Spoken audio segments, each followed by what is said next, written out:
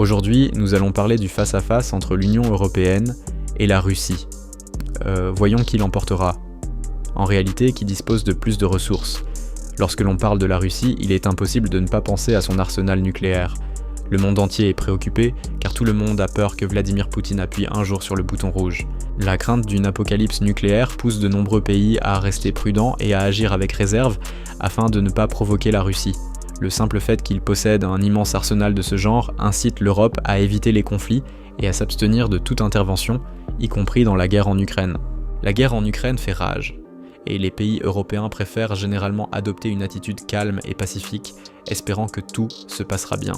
Bien sûr, ils sont prêts à aider l'Ukraine, mais tout en évitant de franchir certaines limites pour ne pas provoquer Poutine.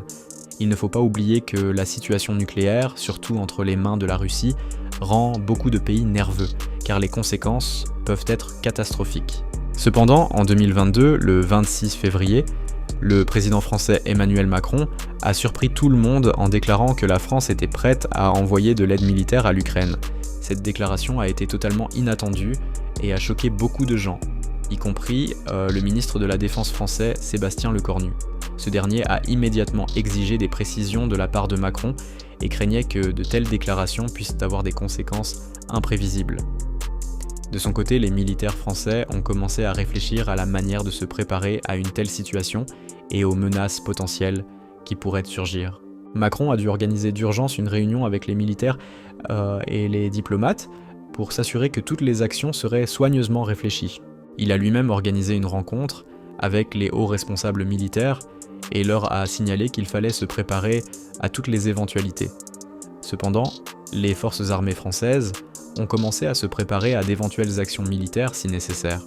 La stratégie de la France est devenue plus active que jamais et la menace nucléaire est devenue un facteur essentiel dans ce contexte.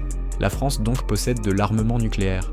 Elle dispose de 290 ogives, ce qui, certes, est loin d'égaler la Russie qui, selon différentes sources, possède environ 1674 ogives nucléaires. Mais ce qui est important, c'est que l'armement nucléaire de la France fonctionne et peut être utilisé si des intérêts vitaux du pays sont menacés. En revanche, personne ne sait réellement si la Russie est prête à utiliser ses armes nucléaires, car l'information sur l'état de ses armements nucléaires n'est pas aussi transparente. Mais cette histoire ne s'arrête pas là.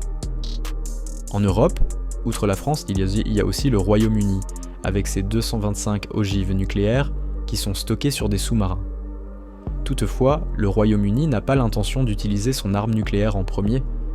Quoi qu'il en soit, cela reste insuffisant pour rivaliser avec la Russie, dont l'arsenal nucléaire est bien plus vaste. De plus, des ogives nucléaires américaines sont déployées en Europe, mais cela est souvent ignoré. Les États-Unis ont déployé leurs armes nucléaires sur des bases militaires européennes depuis longtemps, et ces ogives sont en état de préparation. Par exemple, en 2019, le sénateur canadien Joseph a observé dans son rapport que les États-Unis avaient placé des armes nucléaires dans 5 pays européens. Ces pays, l'Allemagne, la Belgique, les Pays-Bas, la Turquie et l'Italie, sont devenus des points stratégiques pour le déploiement de bombes thermonucléaires américaines. Sur de nombreuses bases aériennes de ces pays, des armes sont stockées, prêtes à être utilisées à tout moment.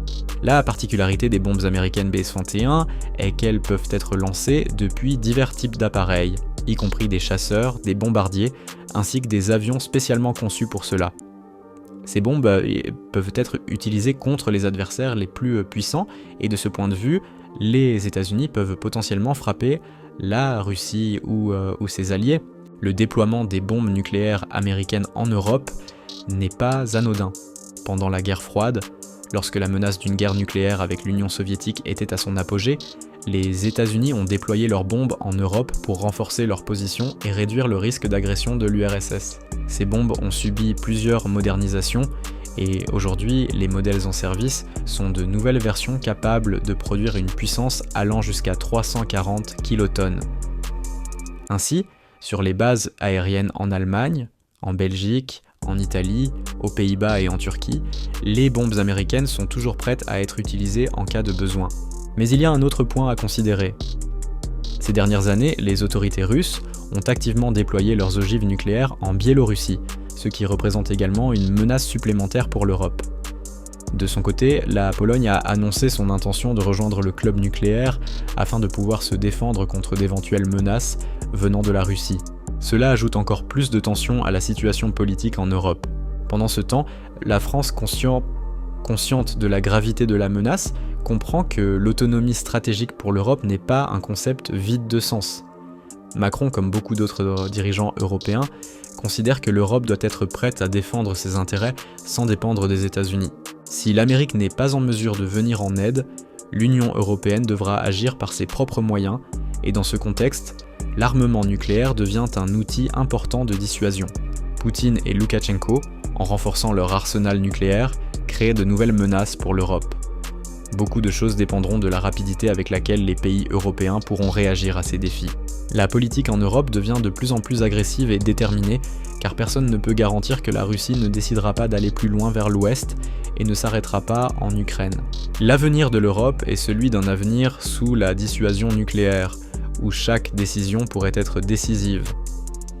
Si la situation se tend, la lutte pour la survie ne se limitera pas à l'usage d'armements, mais impliquera également la politique. Le facteur le plus important sera la volonté des pays européens de s'unir et de se soutenir mutuellement pour éviter la catastrophe et protéger leur nation contre la menace d'une guerre nucléaire. Il faudra un stratège capable de gagner cette guerre avec les troupes de l'OTAN depuis le territoire des 8 pays nucléaires d'Europe en utilisant toutes les ogives.